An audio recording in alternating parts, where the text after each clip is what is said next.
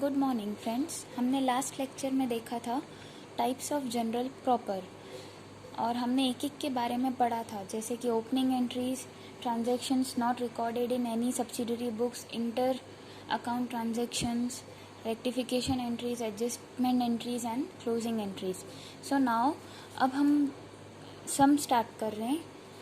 Question number 5 पहला है, Shri Gujarat stores does not maintain separate subsidiary books for transaction of bill receivable, bill payable, purchase return and sales return. Record the following transactions in the journal proper. आपने पहले भी देखा होगा, जब general entries की थी तभी भी bills receivable and bills payable के तो ट्रांजैक्शंस बहुत ही कम थे, यहाँ तो थे ही नहीं। ये अभी कंसेप्ट आया है बिल्स रिसीवेबल और बिल्स पेएबल का, तो हमें ये तो अंडरस्टूड है कि जनरल प्रॉपर में रिकॉर्ड ही करना है इनको। एंड बाकी रहे purchase return and sales return, तो वो आप सब्सिडरी बुक्स में करके आए हैं, बट यहाँ पे क्लियर लिखा है does not maintain separate subsidiary book for transactions. तो हमें अंडरस्टूड है कि जितने भी पॉइंट्स दिए हैं उनको रिकॉर्ड करना है। तो अब हम पहला ट्रांजैक्शन देखते हैं। Drew a bill of ₹8,000 on Ramnik which he accepted and return. पहले तो ये कंसेप्ट आप सुन लीजिए। ड्रू अ बिल मतलब मैंने बिल ड्रॉ किया है, किसको? रमनिक को। विच ही एक्सेप्टेड एंड रिटर्न, तो यहाँ पे ट्रांजैक्शन आ रहा है बिल्स रिसीवेबल का, पहली बात तो। And Drew a bill means कि मैंने ऐसा लिखा है आई प्रॉमिस टू पे, और मैं उससे अमाउंट लिख रही हूँ 8,000 और ऐसा स्टेटमेंट दे रही हूँ रमनिक को कि आई प्रॉमिस टू पे, और उससे रिटर्न में मुझे क्या लेना है? उसका सिग्नेचर, उसका एक्सेप्टेंस। सो ये क्या हो गया? Bills receivable. तो इसकी एंट्री क्या पास होगी हम देखेंगे। जर्नल, पहले तो ऐसा फॉर्मेट आपको बना लेना है। Journal proper of Shri Gujarat stores, date और नंबर, पर्टिकुलर्स, LF, डेबिट और क्रेडिट। तो पहला हमारा एंट्री होगा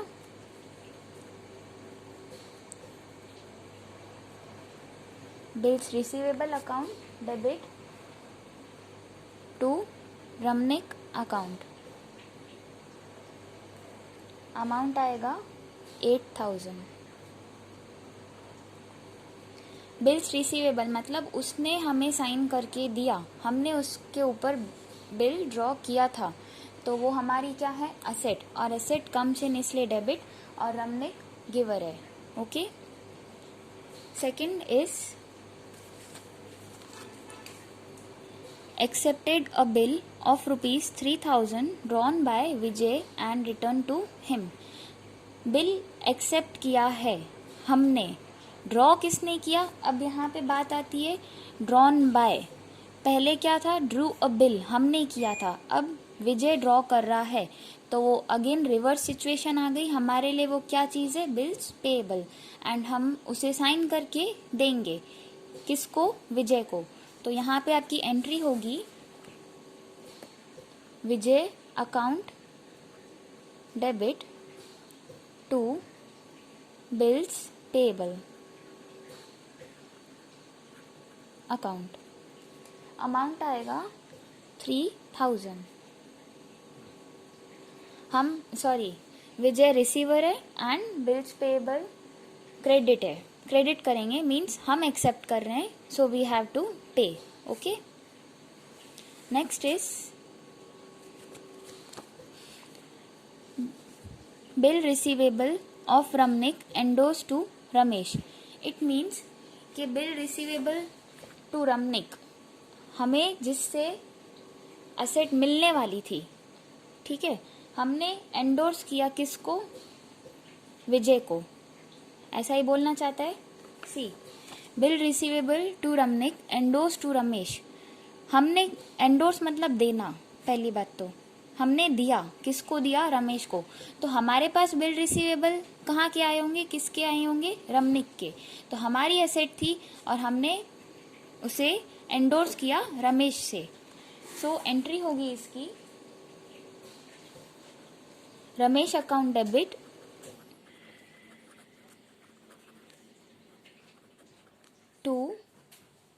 बिल्स रिसीवेबल, क्योंकि ये यहाँ पे डेबिट हो रहा है तो यहाँ जाके क्या हो जाएगा, क्रेडिट। एंड अमाउंट आएगा ₹8,000। Okay, fourth is goods of ₹3,000 return by Paresh to अस।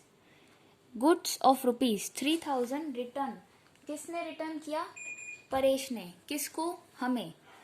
तो by Paresh, by Paresh means sales return, हमने उसे सेल किया होगा और हमारे पास अभी वापस आ रहा है, इट मीन्स सेल्स रिटर्न। तो एंट्री होगी sales return account debit to Paresh account, और अमाउंट आएगा 3,000। Okay, next is goods of ₹1,500 return to Mahendra. हमने उसे रिटर्न किए। टू एंड बाय, इन दोनों में बहुत फर्क है, तो प्लीज आप जब भी रीड करते हैं तो ध्यान से रीड कीजिएगा। Goods of ₹1,500 return to Mahendra, हमने महेंद्र को रिटर्न किए। क्यों रिटर्न किए, क्योंकि हमने उसे परचेज किया था, अब हम उसे वापस दे रहे हैं। सो यहाँ पे होगा परचेज रिटर्न। एंट्री होगी Mahendra account debit to purchase return, and amount आएगा 1,500। ओके, एंड इसका आपको लास्ट में टोटलिंग लगा देना है, विच कम्स टू 23,500।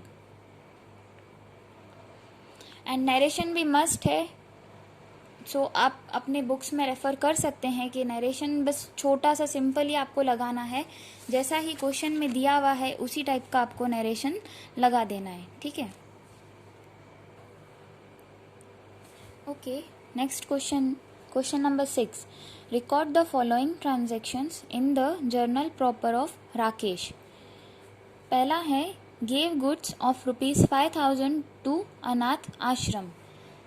अभी इसमें ना तो गुड्स मीन्स ना तो परचेज हो रहा है, ना तो कैश जा रहा है, ना तो कैश आ रहा है, ना सेल्स, नथिंग। ओके, सो हमारी एंट्री जनरल प्रॉपर में ही रिकॉर्ड होगी। हम देखेंगे, ऐसा लिखना है आपको, फॉर्मेट बनाना है, journal proper of Shri Rakesh, date, particulars, LF, debit and credit. And पहला रिकॉर्ड करेंगे हम अनाथ आश्रम, मीन्स हमने क्या किया है, डोनेशन या तो फिर चैरिटी। तो charity account debit to purchase account. अब यहाँ परचेज क्यों आया, कोई भी गुड्स अगर बिजनेस से जाए बट अदर देन सेल्स तो क्या आएगा, purchase. Any goods going out of the business other than sales are recorded as purchase always. Okay, आप ये बात याद रखिए, क्योंकि हमने गुड्स पहले तो खरीदा ही था ना, अब हम चैरिटी में उसे दे रहे हैं, या तो हम एडवर्टाइजमेंट के लिए दे रहे हैं, या तो कोई भी और पर्पस के लिए दे रहे हैं, बट पहले तो हमने उसको परचेज किया था। So any goods going out of the business other than sales is recorded as purchase account, and the amount will come 5,000। Okay, और एंट्री आप चाहें तो लिख सकते हैं, being goods given as donation.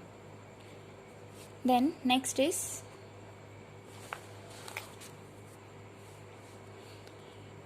Distributed goods of ₹4,000 as free samples. अभी free samples में हमने दिए हैं, तो हम फ्री सैम्पल में क्यों देंगे, क्यों, क्योंकि हमें एडवर्टाइजमेंट करनी है, अपने बिजनेस को प्रमोट करना है, आगे बढ़ाना है, तभी हमने दिया होगा फ्री सैम्पल्स में।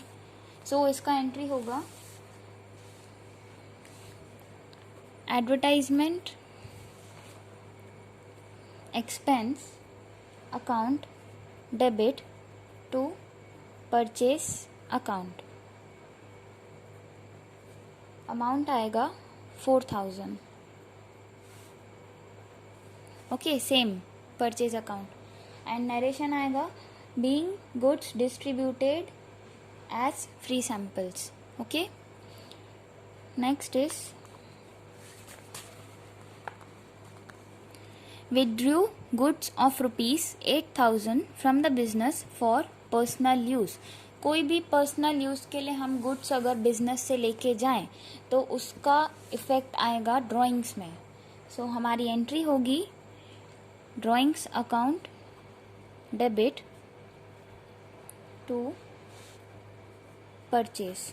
अगेन हमने गुड्स प्रीवियसली तो खरीदा ही है, अब हम क्या कर रहे हैं, अपने पर्सनल यूज़ के लिए लेके जा रहे हैं, तो ड्राइंग्स अकाउंट डेबिट होगा. एंड अमाउंट आएगा 8000. ओके, आप नरेशन लगा सकते हैं being goods withdrawn for personal use. Next is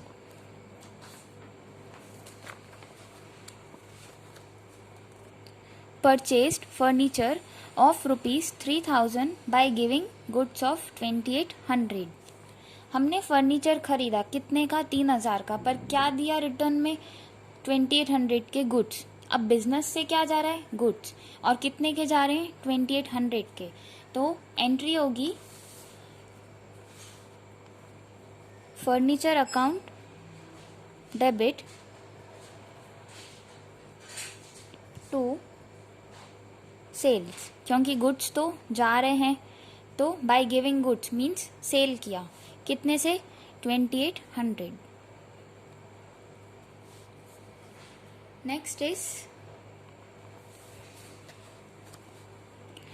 goods of rupees 7000 were destroyed as fire for which the insurance company accepted a claim of rupees 5500. Goods destroyed हुए कितने के, 7000 के. Insurance company हमारी asset है, means insurance claim अगर हमने कराया होगा तो वो हमारी एसेट है. अगर फ्यूचर में कोई भी लॉस होता है या रिस्क होता है या अनसर्टेनिटी आती है बिजनेस में, तो इंश्योरेंस क्लेम अगर करवाया होगा तो वो हमें रिफंड करके देंगे. तो इंश्योरेंस कंपनी ने एक्सेप्ट किया है क्लेम कितने का, 5500 का. तो बाकी का क्या है हमारा, लॉस. एंट्री होगी इसकी insurance company account debit loss due to fire account debit to purchase. Amount आएगा, इंश्योरेंस कंपनी ने कितना क्लेम दिया है, 5500, तो डेबिट होगा. लॉस हमारा एक्सपेंस है 1500 एंड परचेज कितने का गुड्स एक्चुअल में गया, 7000. ओके, आप नरेशन लिख सकते हैं being goods destroyed by fire and insurance company accepted a claim of rupees 5500. Next is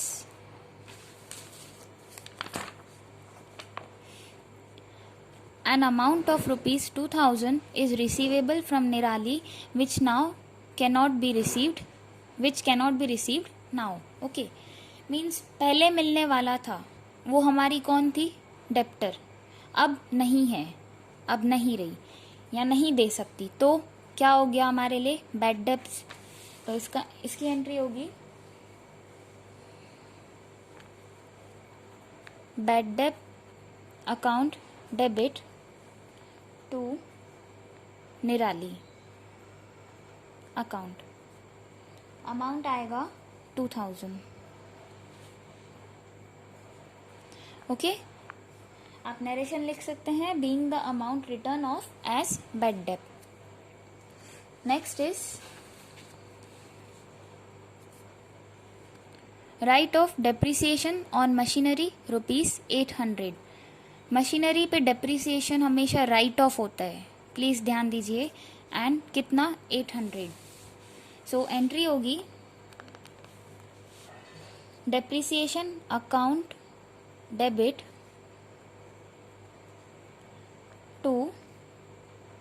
machinery account, amount आएगा 800।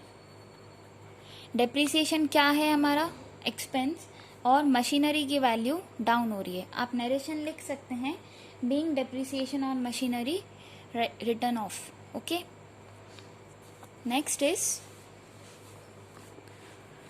Salary for the month of March is unpaid ₹7800।